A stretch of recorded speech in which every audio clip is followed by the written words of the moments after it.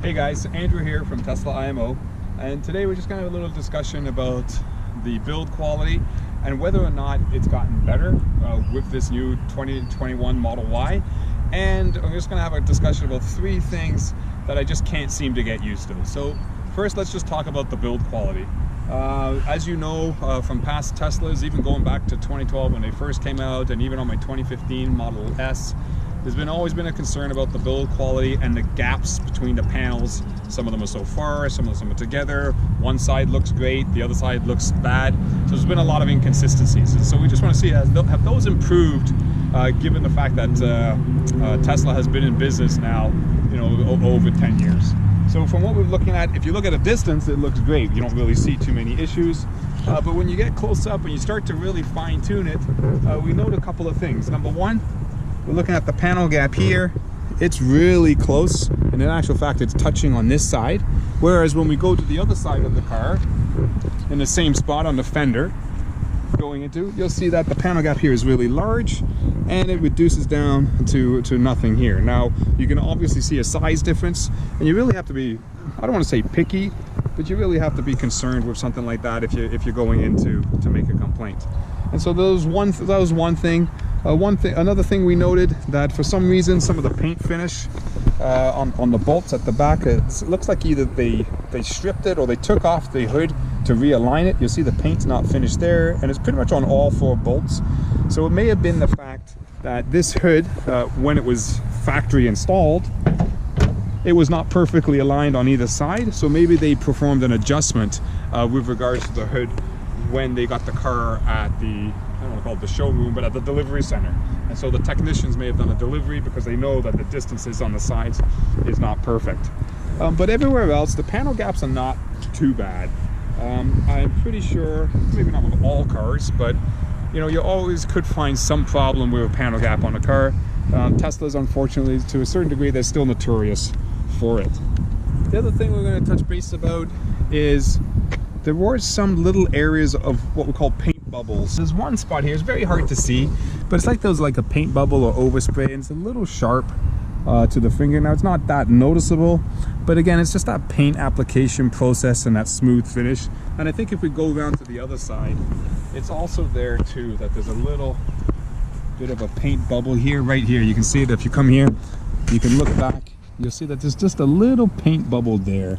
Now again, that's just a process. Did they not let the paint cure enough before they brought it out? Who really knows? But again, it's very minor. It's much better than what it used to be. And if you've looked at some of my other videos, you can tell that the quality and the build quality of this is much better for this version than what I had before.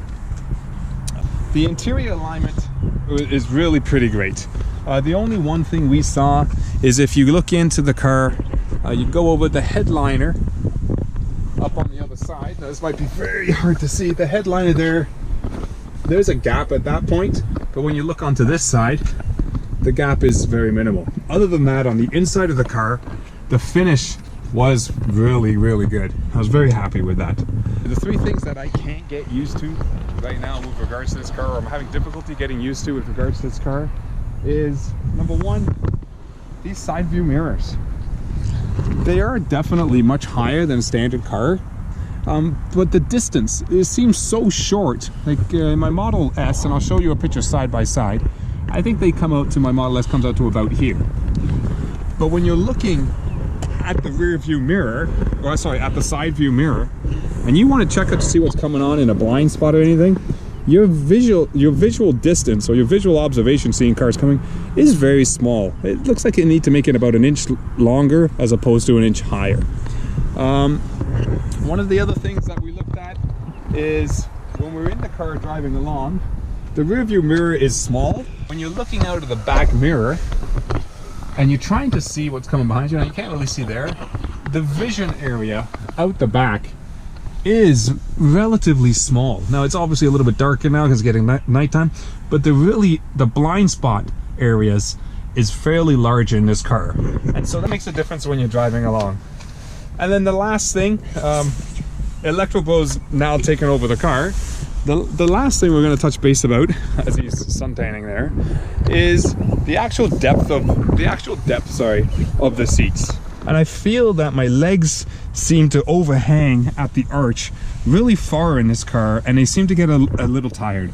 Now I'm gonna sit in here. I know I'm in the passenger side, but you can see the overhang. Like, here's me, back here, but this overhang seems pretty far. Now I can do some adjustments by moving the car back, but it's not going to change that overhang distance. And so what happens is my leg starts to get a little tight on the inside.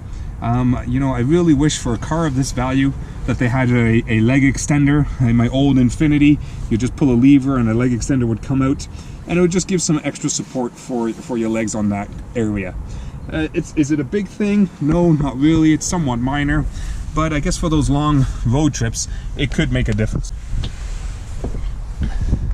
And then with that, like I said, there aren't that many problems with it. We've been really happy with it. A couple little touch-ups that need to be done. But overall, like I said, we're really happy. We're really pleased with the car. Very impressed with the way it drives. But if there's other things that you guys have seen that you're not sure about or you've complained about, let me know in the comments below. If you could like and subscribe to this video, that'd be awesome. And have a nice day.